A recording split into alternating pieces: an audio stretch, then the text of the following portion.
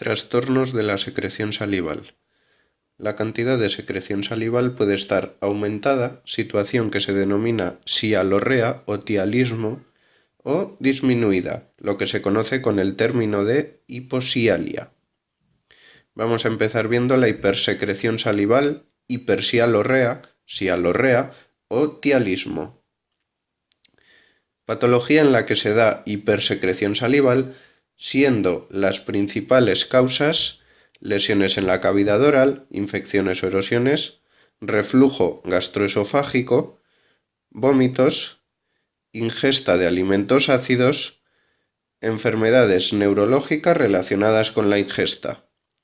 Sin embargo, en otras ocasiones se debe a fármacos tóxicos, por ejemplo plomo, alteraciones endocrinas, por ejemplo el hipertiroidismo, enfermedades neurológicas, por ejemplo los tumores cerebrales y el embarazo. Consecuencias. En general, el aumento de la secreción de saliva no ocasiona problemas médicos siempre que sea deglutida. Si no, se produce babeo que puede, por maceración de los tejidos, o sea, reblandecimiento, producir infecciones. Hiposecreción salival. La disminución de la producción de saliva ocasiona serostomía, es decir, sequedad de boca. La hiposecreción salival puede ser fisiológica en adultos o consecuencia de alguna patología relacionada con las glándulas salivales. Por un lado, destrucción de la mayor parte del tejido glandular por infecciones, inflamaciones, siendo la más característica el síndrome de Sjögren, que es destrucción del tejido de las glándulas, o irradiación. Y por otro lado, disminución de la estimulación parasimpática del nervio vago por alteraciones neurológicas o por empleo de fármacos anticolinérgicos, que son los que actúan bloqueando alguno de los receptores de la acetilcolina. La serostomía puede producir alteraciones del sentido del gusto, desarrollo de caries e infecciones en la cavidad oral al disminuir los elementos defensivos, disfagia y pirosis. Teniendo en cuenta las causas, se puede hacer la siguiente clasificación: sialodenitis o sialoadenitis. Itis quiere decir inflamación y sialo pues hace referencia a la saliva. La inflamación de las glándulas salivales es la sialoadenitis. Esta inflamación produce dolor, tumefacción y el mal funcionamiento de las glándulas. Bien, la inflamación en el caso de la sialoadenitis puede tener diferentes procedencias: sialodenitis transmisible, sialodenitis tóxica, sialodenitis con base inmunitaria y sialodenitis por irradiación. Sialodenitis transmisible. Sobre todo se contaminan las glándulas parótidas, paperas, por virus. Es más grave en niños porque puede producir inflamación de los testículos que puede dejar estéril al niño. En niñas no afecta a los ovarios. Sialodenitis tóxica. Estas glándulas son hipersensibles a algunos tóxicos como por ejemplo la clorhexidina, que se encuentra en algunos enjuagues bucales, y en presencia de estos tóxicos se puede producir la inflamación. El uso prolongado de algunos enjuagues bucales con clorhexidina en algunas personas puede conllevar a una sialodenitis tóxica. Sialodenitis con base inmunitaria.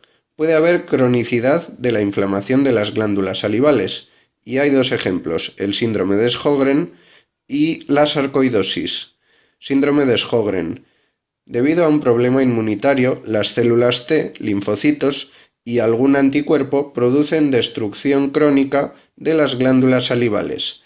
Se ha visto que tiene relación con otras enfermedades autoinmunes. Las enfermedades autoinmunes son las que tienen componentes hereditarios, como por ejemplo la artritis reumatoide, que es una inflamación de las articulaciones periféricas, rodillas, hombros, codos, etc. Sarcoidosis.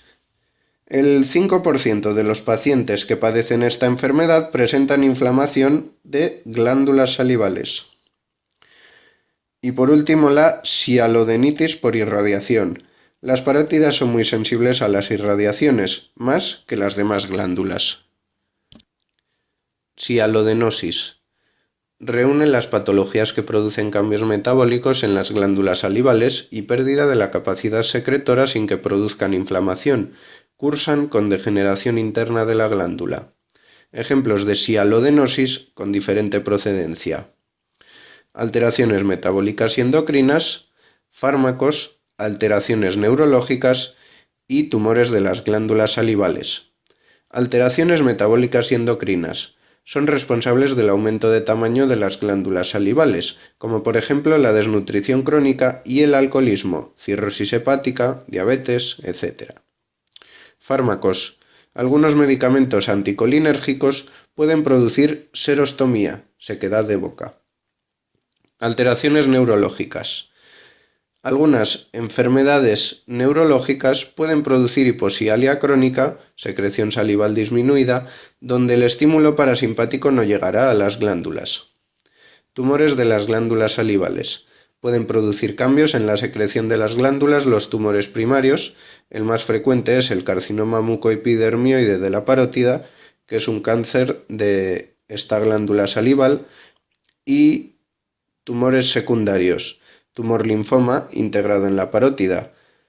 El tumor linfoma es un tumor del tejido linfoide, que es el tejido que compone el sistema linfático principalmente. Y por último vamos a ver la sialolitiasis. Litiasis quiere decir piedras. Pues la sialolitiasis es la formación de un cálculo en las glándulas salivares, produciendo la obstrucción del conducto de excreción. Es muy frecuente, constituyendo el 30% del total de las patologías salivares. Afecta un 80% de los casos a la glándula submaxilar. Aparece una tumoración dolorosa coincidiendo con las comidas, sobre todo las ricas en ácidos, por el estímulo de la producción de saliva. Cuando cambia la composición de la secreción, se forma arenilla que se va endureciendo hasta convertirse en piedra. La piedra obstruye el conducto secretor y al hacer fuerza para expulsar la piedra, se produce dolor.